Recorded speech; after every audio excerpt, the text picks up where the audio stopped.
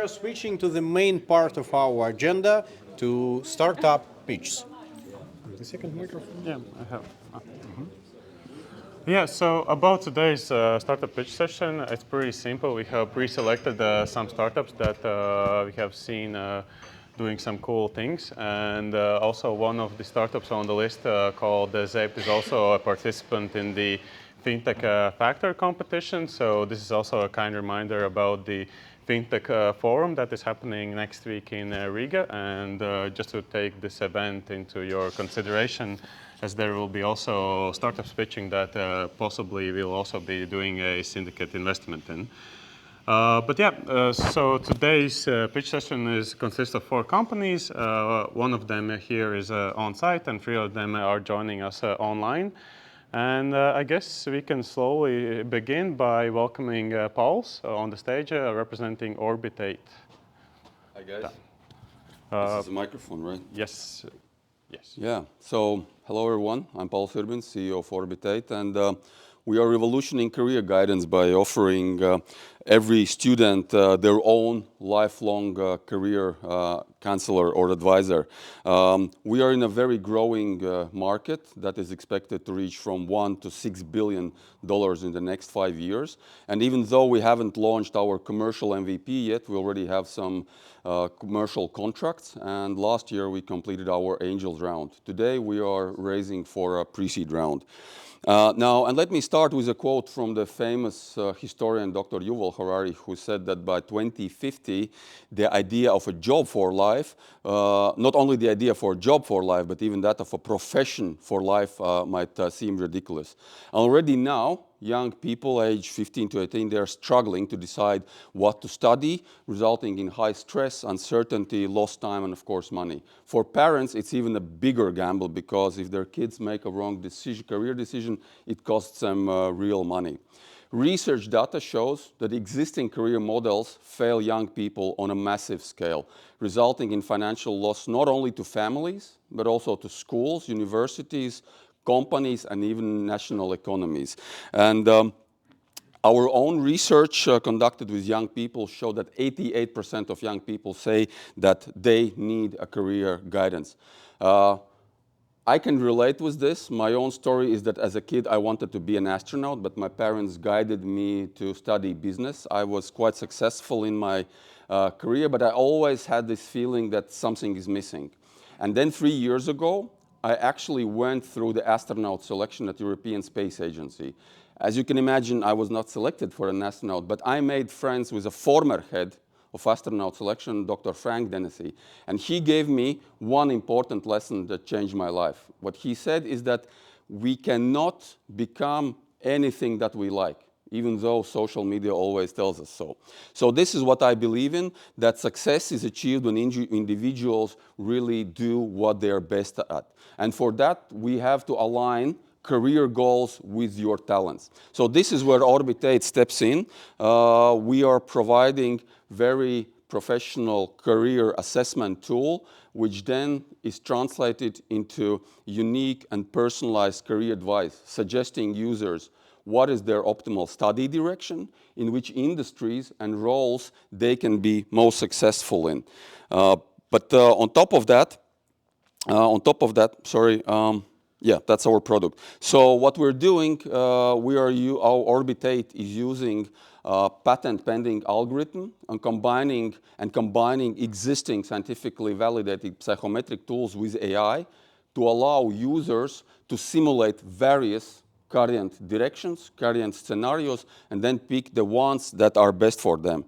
And ultimately, our goal is that Orbit8 becomes a lifelong career assistant that connects users with their best matching schools, jobs, businesses, industries, and so on.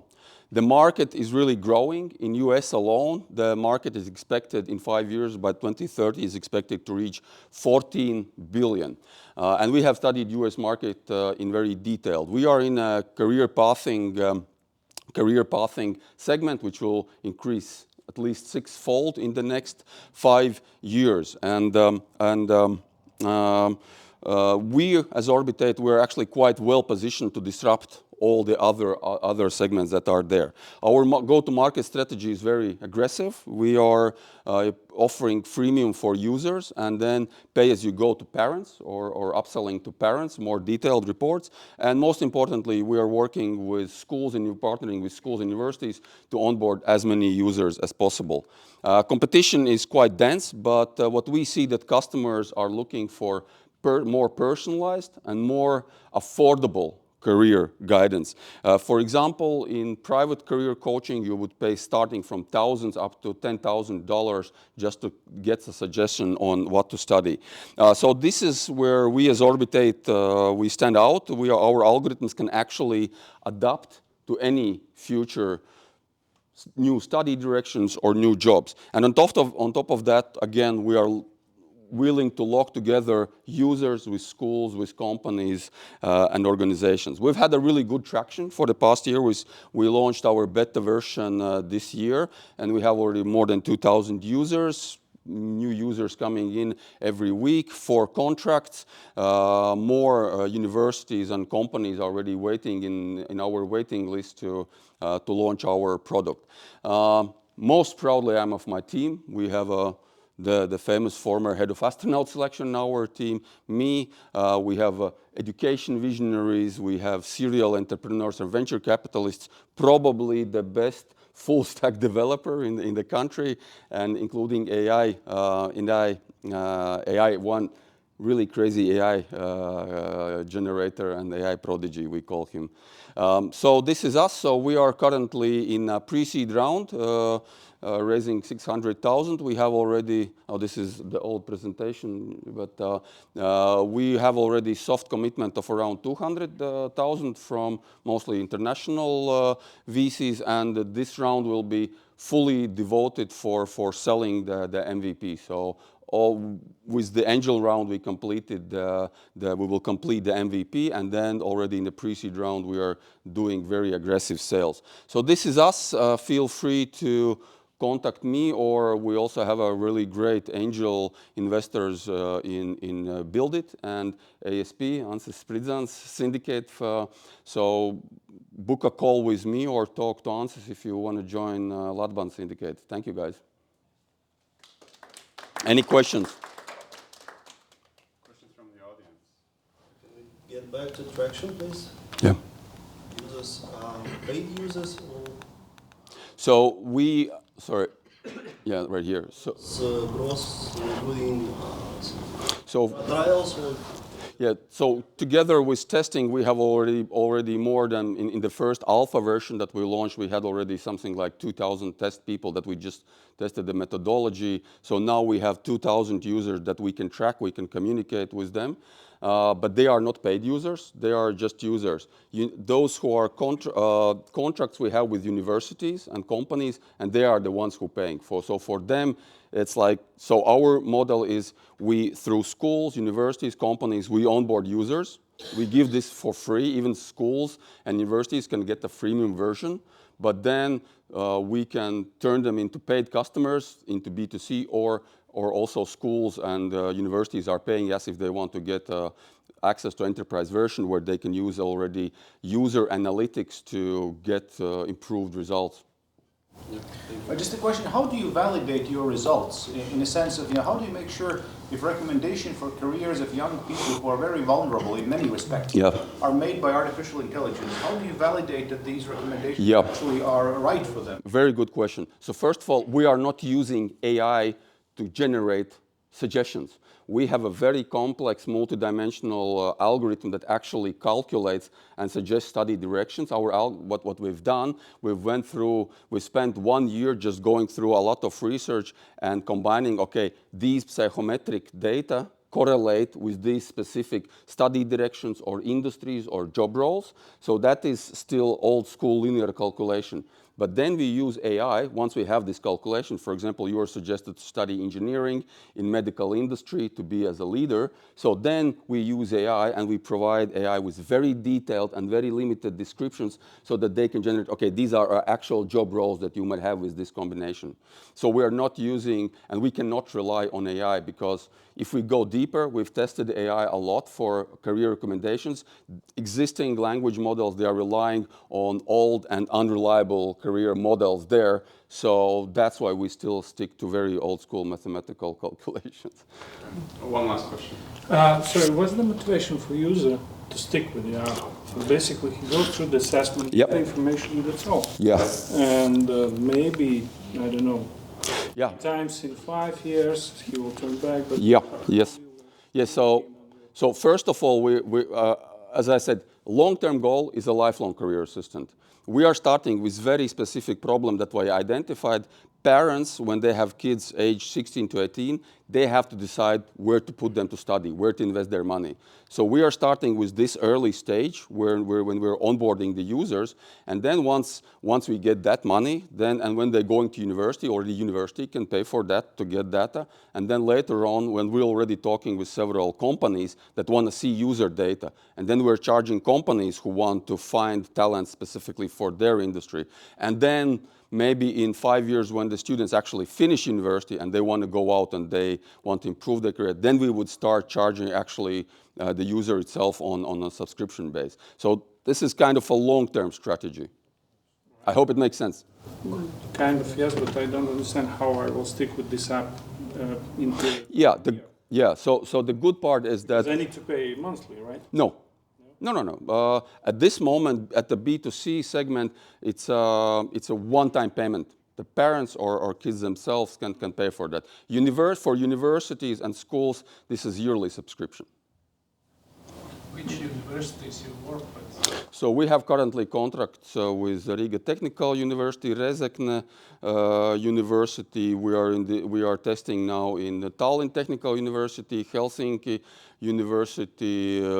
Then there are one Colbright College in California, Wharton University in the United States. So there are several universities in the pipeline.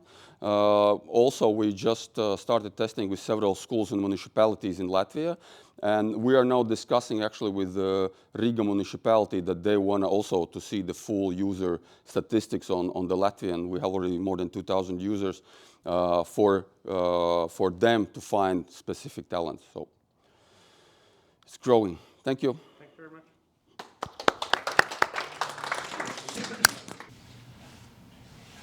Hi, greetings from Ukraine. Actually, currently I'm in Ukraine and I'm a Ukrainian entrepreneur. My name is Alexander. I'm CEO and the founder of Yard Delivery. Actually, 3-hour delivery service. In today's world, actually, customer expectation is really changing, and customers want everything and right now. And due to that, online stores start to lose customers and start to lose more than $18 billion annually, and more of this is to the long delivery time.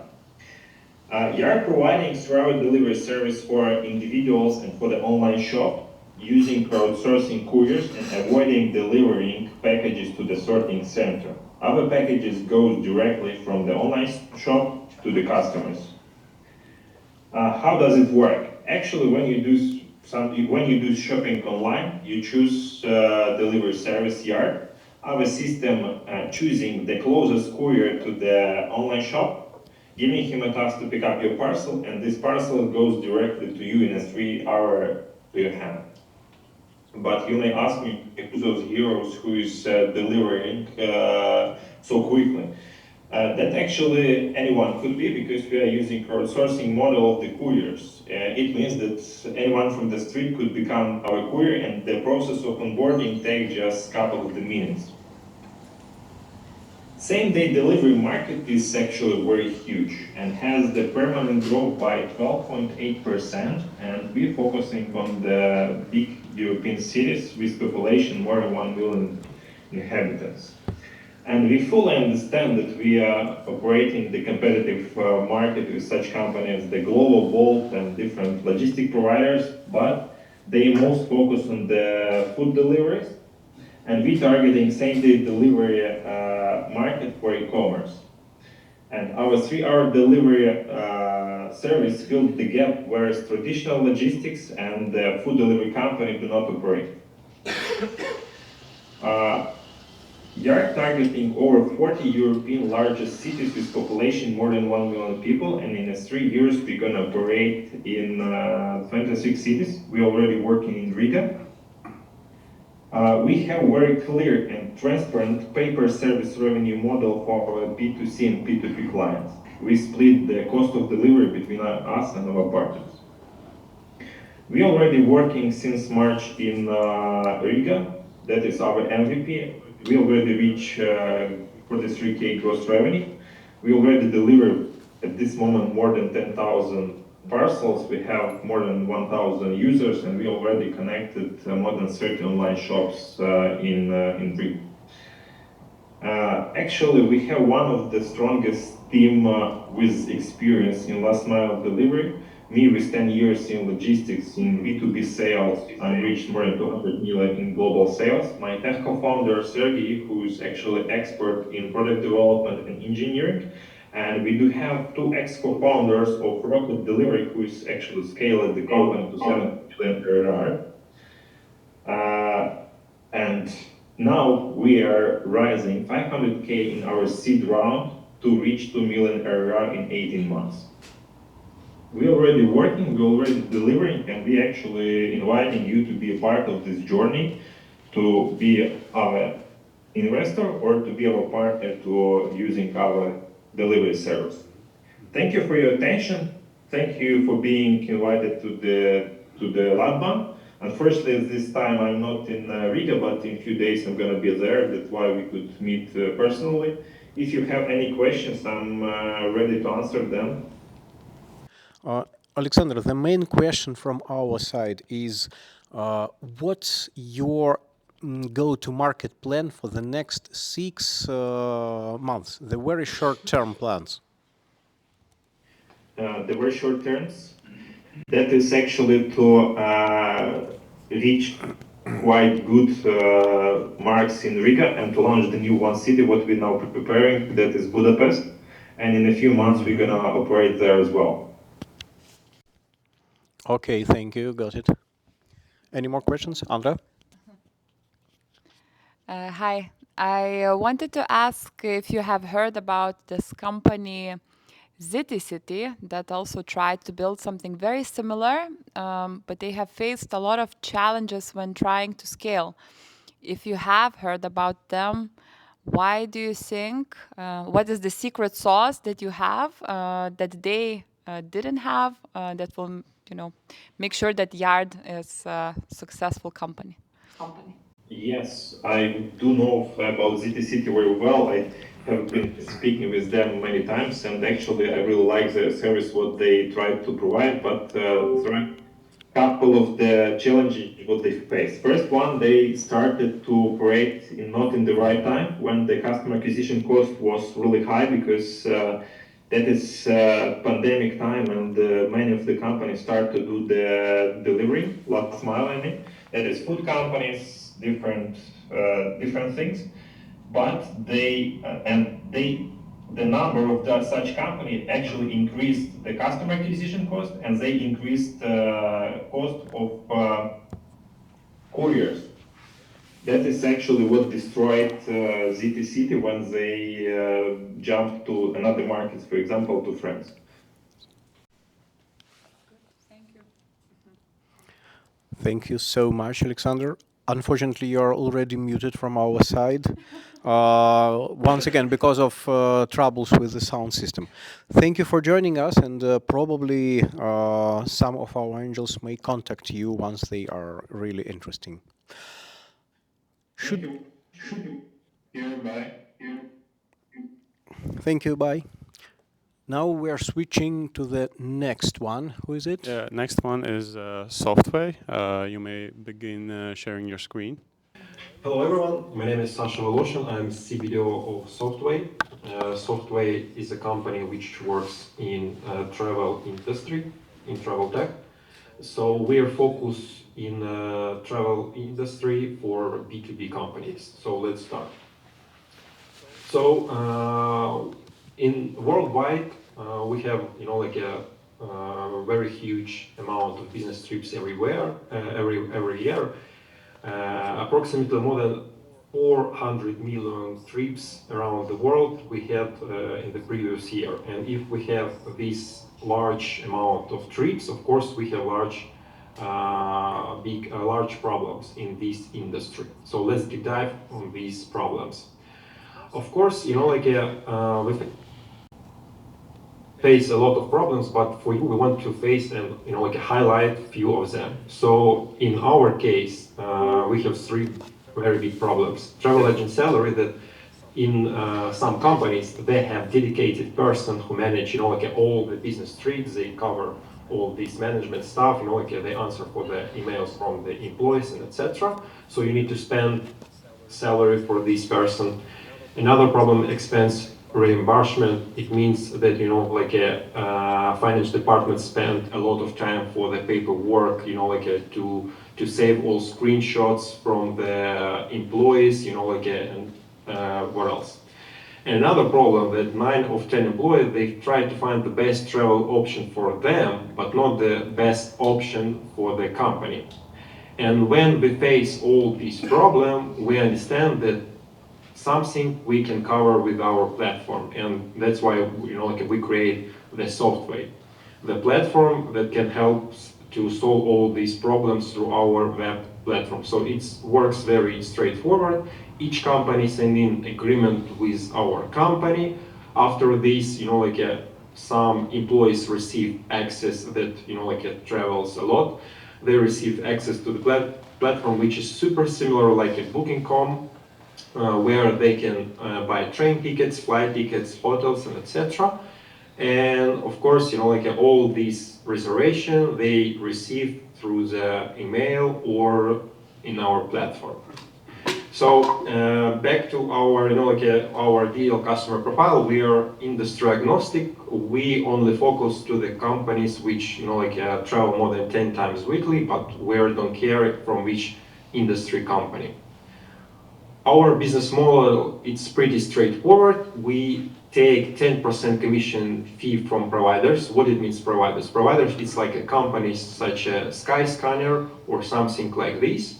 And we take a fixed price per booking from customers. It's approximately $3. Why our customers pay us?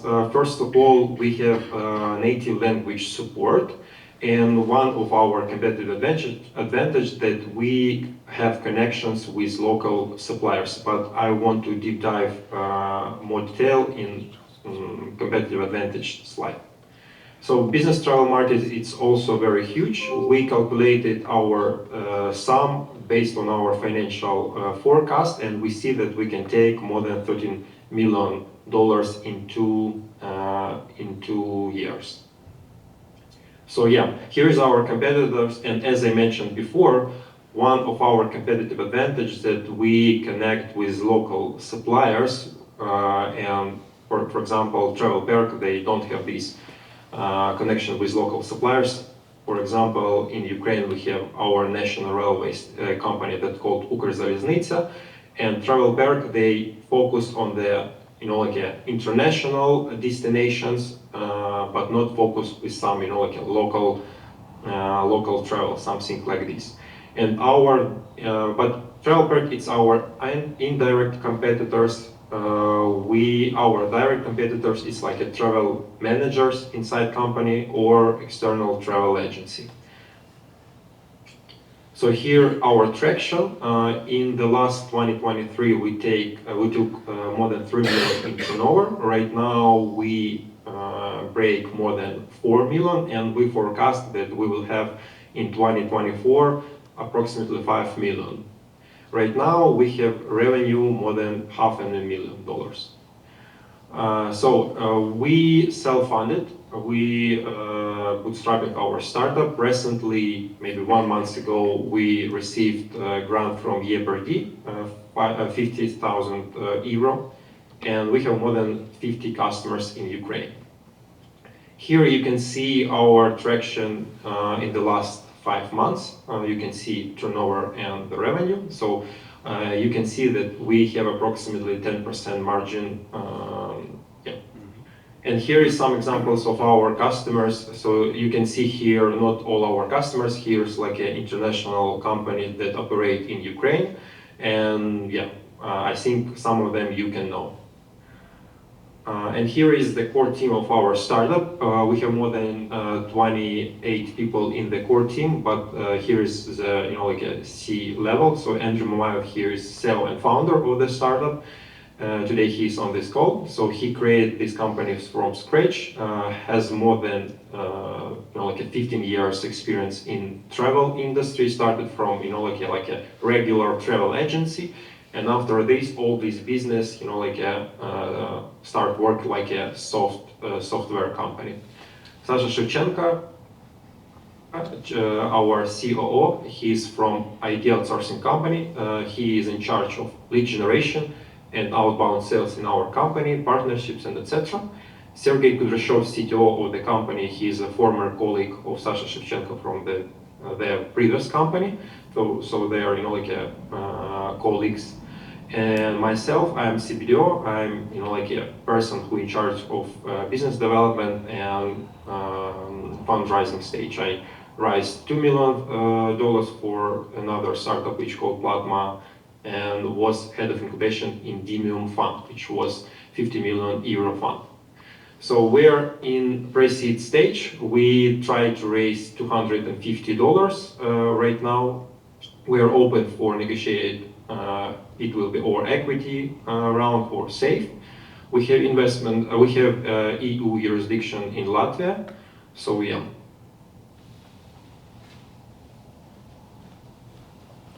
Thank you so much for presentation. That was really great. May I start with the main question from our side? Can you hear us? Yeah, a little bit, but yeah. It's strange. It might be working. Okay. As you are telling on the current slide, your goal is to pass the 30K monthly in EU, right? Why is this so low target as far as I can see? You are currently having more than 40 in just one Ukraine. So why don't you have more ambition plans for Poland? First of all, yeah, thank you for your question. So first of all, it's like a realistic plan, and what I want to highlight that we mentioned 30K revenue. So to get a 30K revenue, we need to get more than 300K in turnover. So yeah, so it's not like super easy. So we understand that yeah, so like it's not like a pessimistic plan for us. This calculation based on our financial model, something like this. Thank you so much. It's now it's a bit more ambitious as far as I can see. More questions from the audience? Quite an interesting project. I still cannot understand what are the main challenge for Sasha and his colleagues. Can you tell us what stops you from continue your really quick and robust development? Yeah, great question. So, we have very strong traction here in Ukraine, but right now we don't have, enough money to start our, moving forward to abroad of Ukraine. So we, for example, right now each month we have approximately, 40, 50 K monthly revenue, and this money not enough to start, another challenge for us that right now we are in fundraising stage, some of the funds, they ask, foreign traction before they want to invest in our startup. So here is another challenge. So before okay, they want to start invest, they need to see our foreign traction. But at the same time, to start our like a first traction, for example, in Poland, we don't have enough money to start like our company in the Poland. But we know that this grant from EBRD, we for us it will help to get first foreign traction. So yeah. So the last question from my side: what's your burning rate, and are you around the break even or not? Yeah. We're, as I mentioned, we are totally, like a self-funded startup. So we are positive revenue right now. So yeah. More questions from our side? Thanks so much, Sasha. There are no more questions from the audience, but probably we will contact you afterwards. Okay, great. Thank you and see you later. Last but not least, I would like to ask Sebastian from Zapt to share his screen and begin the presentation. Okay, hi everyone. My name is Sebastian. I am the CEO and co-founder of Seed. So what we are doing is creating a smart network for receipts, right? So we all know the challenge when buying with corporate cards.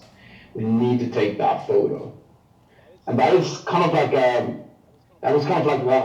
really no-brainer for me when I came up with this idea many years ago. It's like, why do we pay digitally, but we're still taking that photo just to get it into accounting? So let's see if I can move this forward. Okay, I will do that. And this is a measurable frustration. It's not only that we feel it as corporate owners or business owners, we actually do put a lot of time and frustration into this. It's a measurable pain. It's over €1 billion a year just in the Nordics alone. And it's just filled with hassle, it's missed expenses, it's missed money, and it's just not, it's not good enough in today's tech, in my opinion. So why is this then? What is the reason why we haven't gotten these directly into your bank account, right into your ERP system? Why is this still a thing today when we make digital payments? Well, it's a hostage situation, to be honest. I guess you all have been in a retail store and it's like, okay, yeah, you can get your digital receipt, just sign up here on this customer club. Or, yeah, give us your email or telephone number and we can send it to you. But then you're on the marketing trail and then you get consumption-driven communication. For you as a corporate user, that is kind of like, it's not really the target audience for the retailer and it's just a hassle. So we needed something new in the industry. What if there could be someone, right, that could just, connect these two dots? So that was what we aimed out to do.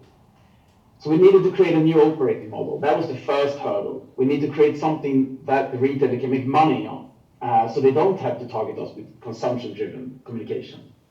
For us, that was corporate cards. That is the biggest pain and is the highest will to pay. And that is actually exactly what we have done. We have been in constant dialogue and discussions, like back and forth with banks for over 5 years now. And we have landed on a price that the banks, the big institutions, are willing to pay to help their users of the corporate card to get automatic expense management. And then we go to the retail industry and we ask them, hey, guys, we get a price now per receipt. Do you want to send this into a corporate bank for your end users, creating great value and also making some money on it? The answer is obviously yes. So we've done it now together with Nordea and SEB, the two biggest corporate banks in the Nordics, covering around 85% of the corporate credit cards. These are commercial agreements. These are what we're going to launch in the Nordics with. And we're finally tackling this no photo receipt expense. And it's pretty cool. And for the retail side, this actually makes the receipt a product. It becomes something more than just an end end case of the user with something in paper that is leaving the store with. It is building an infrastructure now with corporate cards to enhance their revenue and actually allowing over 320 million per year just in the Nordics in added monetization possibilities on the retail side. And of course, joining me on this is a fantastic team of 10. It's not been easy. It is a technical, challenging product.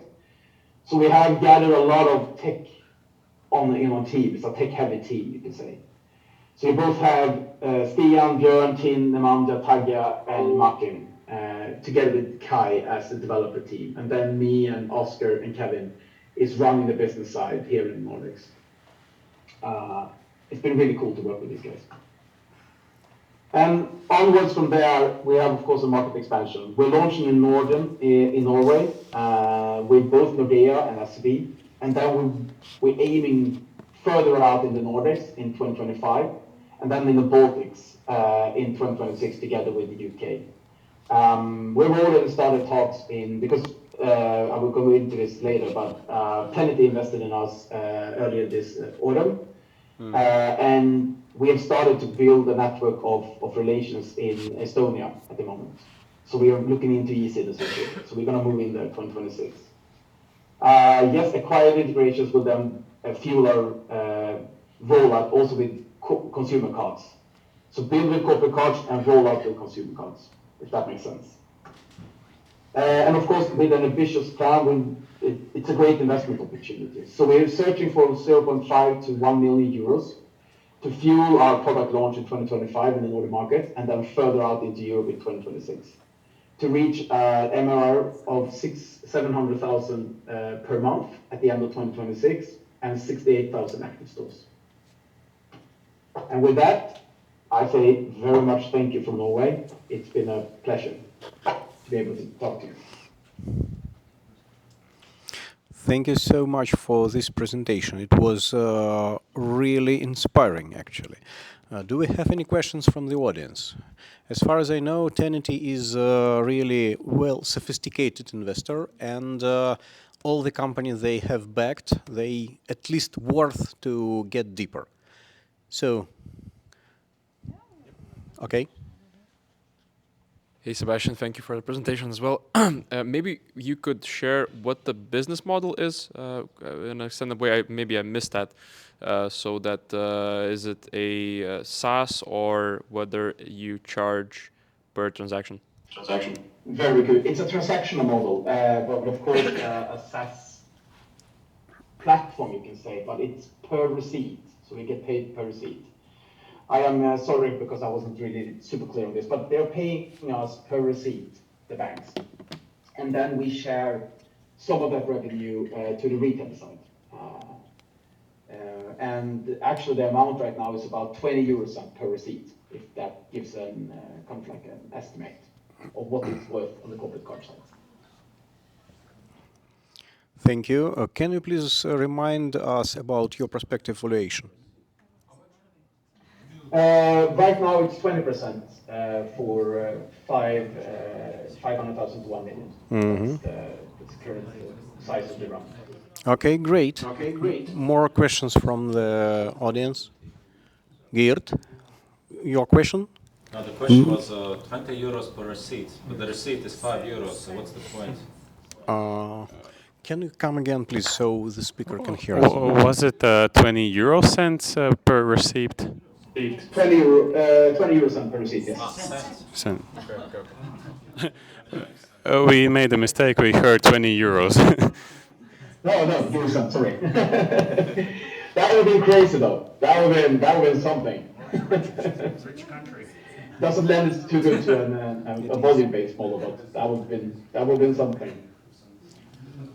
Do we have more questions, or that's it? Yes, I can also ask. Andra, please. Yes. How do you see the competitive landscape, and how do you stand out from some of the existing players? That is a very good question. So there is a couple of ones, of course. A great business idea should never be attacked alone, you can say. So there is one in Finland, which is called Receipt Hero, and then one in Denmark, which is called Storbox, and then one in Sweden, which is called Quick. Here in Norway, we are still kind of like a little bit alone in our bubble, but it's like one per each of the Nordic countries, you can say. This is a growing industry. It's been very much maturing under the radar, and it's just now breaking. You can say you're breaking the kind of like beachhead of starting the industry.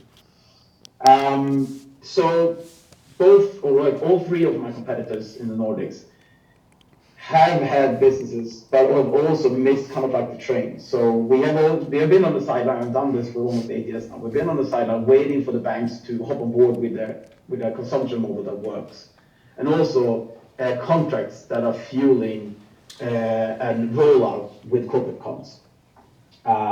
The difference between us is a little bit of how you approach the market. Some of them have gone customer clubs first, and some of them have gone kind of like tokenization. It's a technical thing, but you lock yourself into one specific issue of cards.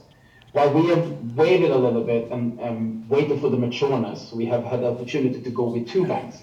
And it's only us and Receipt Hero in Finland that has actually both Nordea and SEB as issues for the cards.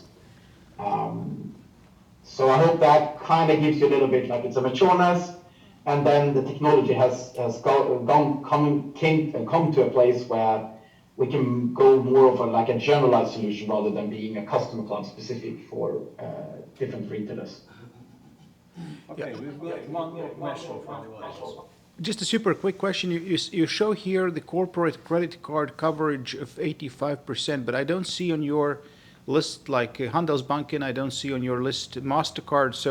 So how is the customer perception if you go to a shop like, I don't know, Systembolaget, and then you want to pay and get a receipt-free process and experience and say, sorry, we bank with Nordea, or, okay, not Nordea, but with Handelsbanken, or we with Klarna, or with any other actor that you are not a customer with. So what is your cover? I mean, do you reach a critical mass of your network members to ensure that your service is actually worth paying? Worth paying. Yeah, so 85% is the greatest coverage you can find in this market. There's no other issued contracts in the market at the moment. Believe me, I've been around. So yes, we do reach a critical mass that is enough for retailers to push this forward. But you should have a note there, because the retailers that we go for, the beachhead that we go for, is geographically around travel hubs. It's around cafes, accommodation like hotels, and business like taxi and parking, if that makes sense. So it's travel business, it's travel, taxi, accommodation, and just in general around central hubs of transport. Those have enough to get this in place. There the interest is still high, and it's quite a lot of them, so it's pretty good markets. But the thing is that you build the infrastructure with the beachhead of corporate cards. And in both contracts, with both SEB and Nordea, the consumer cards is already part of it. So what we will do is that we will afterwards onboard the consumer cards passively onto the same infrastructure. Hopefully that made sense. Definitely yes. Thank you so much for your presentation. It was just incredible, and I want personally to go deeper with this. Thank you once again, and see you probably next time in February in Riga during TechChill conference. So we're in Riga in 5 days. Ah. So you can meet us then. Send me a message. Okay, great. Thank you once again.